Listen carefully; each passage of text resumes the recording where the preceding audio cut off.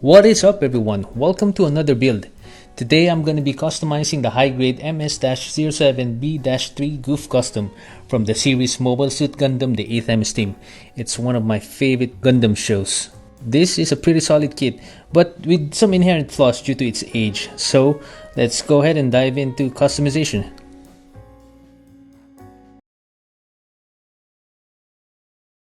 First up, I wanted to give the front skirt more articulation by removing the ball joint. I cut the peg and I also cut a piece of the corner of the front skirt. After removing the edge, I filed and sanded it down.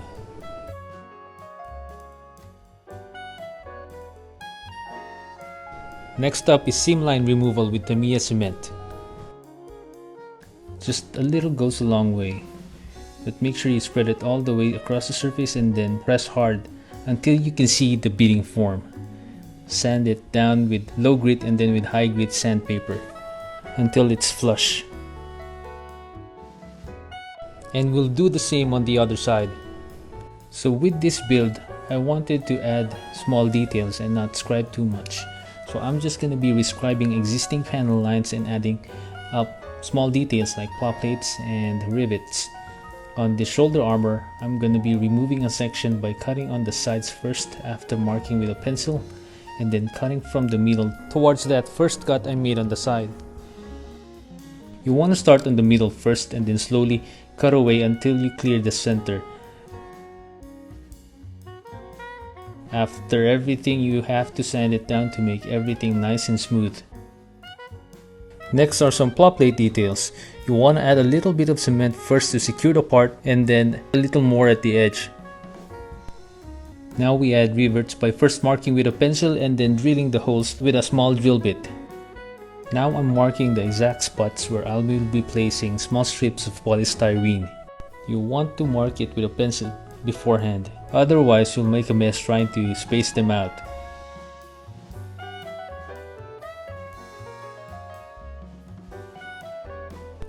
I will be using these round rivets from Wave, fill in a couple of areas on the shoulder armor. For the leg armor, we have to make a modification before we can remove the seam line. First we cut the joint diagonally with a hobby saw and then file and sand it down to clean it a little bit. And then we also cut a hole on the insertion point for the peg so that we can just push it down later during final assembly. Repeat the steps with the other joint. Now it's time to remove the seam line with some Tamiya cement. You want to make sure you add enough and then squeeze really hard to push out the melted plastic. After letting it cure, you want to trim away the excess and then sand it down smooth.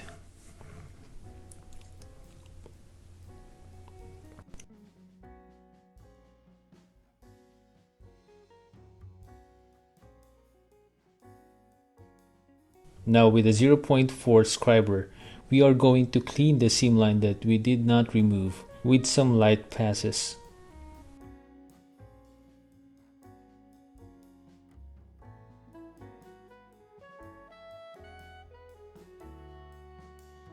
And then rescribe the existing panel lines on the leg too.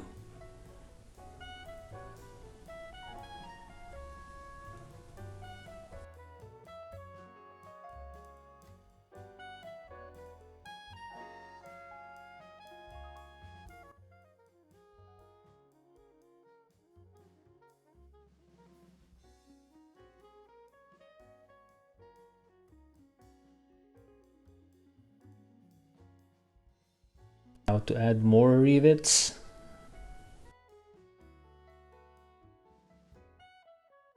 And more plot plates.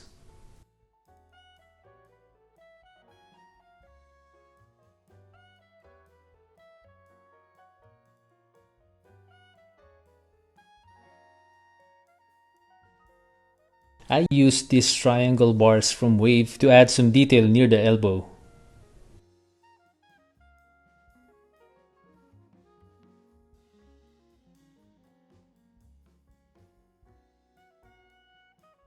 More polystyrene strips for the top of the backpack.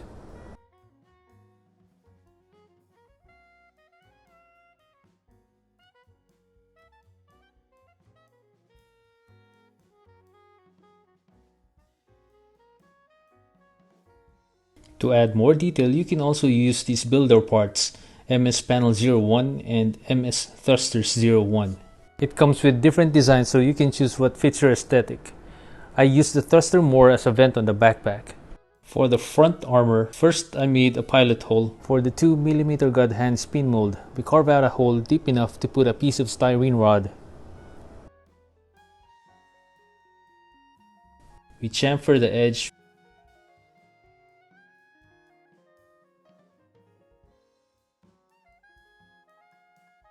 More styrene strips while waiting for the glued rod to harden. And now we can cut it flush.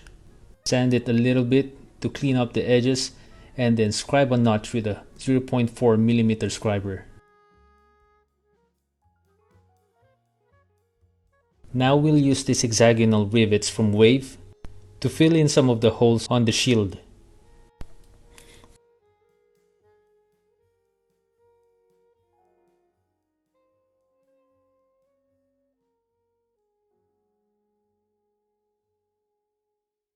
For the Monoeye, first we remove the sticker. With the same procedure we did on the chest, first we make a pilot hole for the God hand spin mold and then cut out a small recess, deep enough so we can put a clear lens from the MS sight lens set.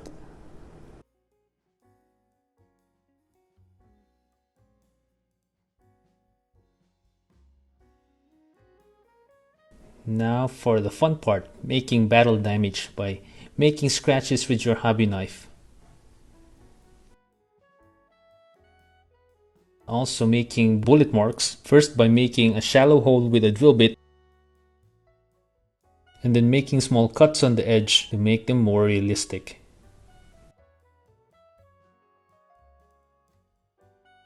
Final look before priming. So these are all the paints I used, a mix of Mr. Color and Gaia. First for the base color, then for the detail, and then what I used for the weapons and the top coats I used. Primer Surfacer is really good. It has a better grip than the regular Mr. Surfacer, and its product info page also says it's also good for resin and metal etch parts.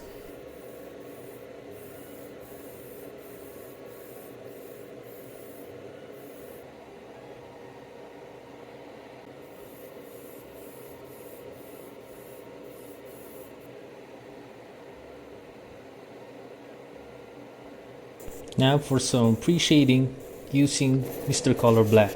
I'm still refining my shading technique, so don't mind if my lines aren't completely straight. For the base color, I mixed Suzy Blue and Mr. Color White to get that sky blue tone that the Gouf has. You can also use the color guides on the back of the manuals to get as close to the intended color if you want to.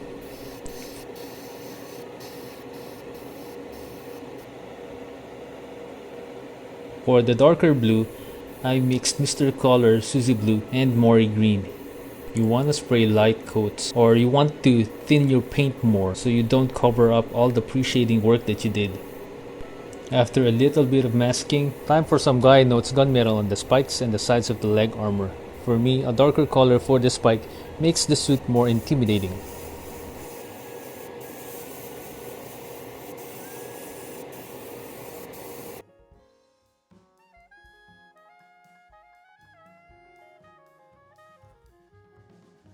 For the power cables, after spraying everything with gloss black, I went over them with some Gaia Notes EX Silver. It's a good silver with really fine flakes. And then I went over it with some Mr. Color Clear Black. For the sensors, I used Mr. Color Deep Clear Red. And for the gray parts, I used Mr. Color Phantom Gray. Tried to do some edge highlighting here by spraying the center first and going lightly on the edge, so that it creates essentially a little bit of a highlight on the edge. It's subtle, but it's there. Now for the Gatling gun, I wanted to give it that overheating look. So after spraying gunmetal, I started by spraying some red mixed with black, and then without cleaning my cup, mixed some red and some orange together, and then sprayed that a little bit closer to the edge, but not all the way to the middle. Still without cleaning my cup, I added more orange and spread it more on the center. And then to this orange, I kept adding more and more white until it got lighter and lighter.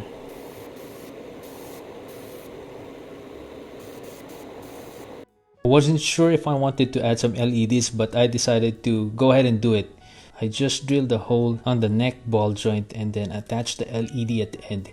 I also drilled a hole where the neck ball joint sits on the front armor, and then I removed a portion of the back armor to make space for the battery and the switch. Cut a slot on this part of the head where the Monoeye sits.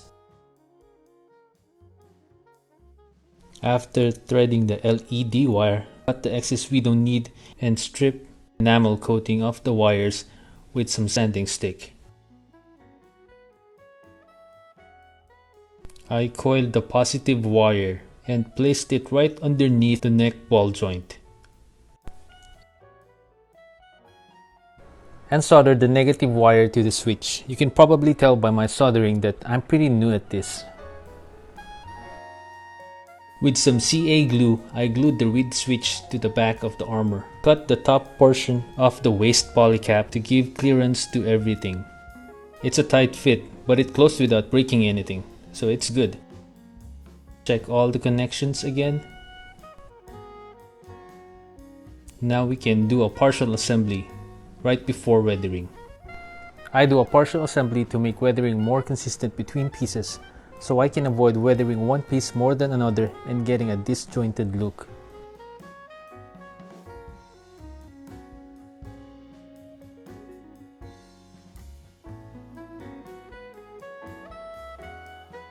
I'm using G Rework decals for the Gouf. They make good decals that are easy to put on and have good adhesion. I won't use the entire decal sheet, only a couple of specific ones for the Gouf and a little to break up large areas.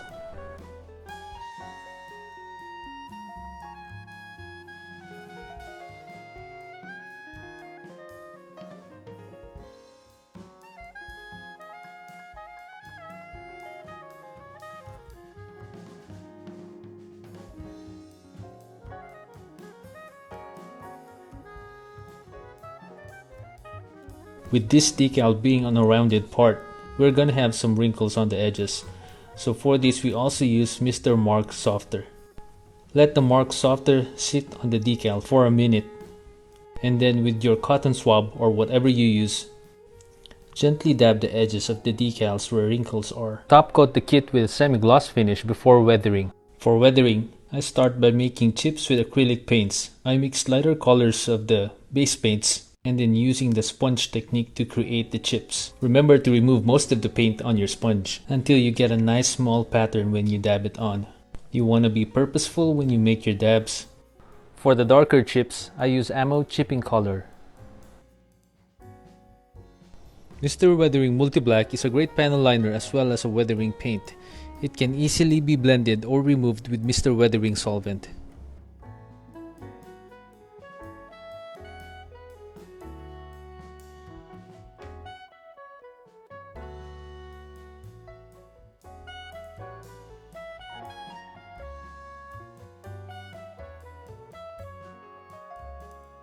With this kit, I also wanted to try and learn to use weathering pencils.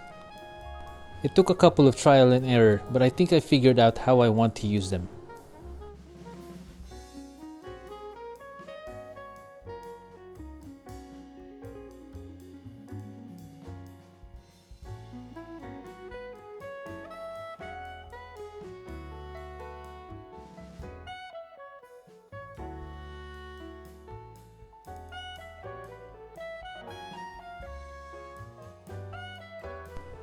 They are a nice addition to any weathering arsenal. I especially like streaking dirt.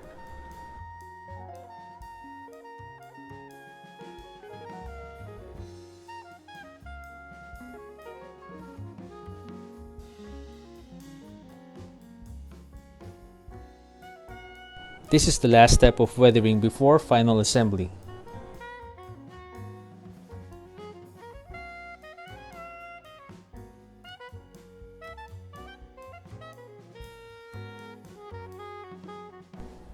And that's it. If you followed along this far, thank you for your time and I hope you enjoyed it. Let me know what you think in the comments below. And if you liked this video, give a thumbs up or subscribe for more content like. Thank you and I'll see you in the next build.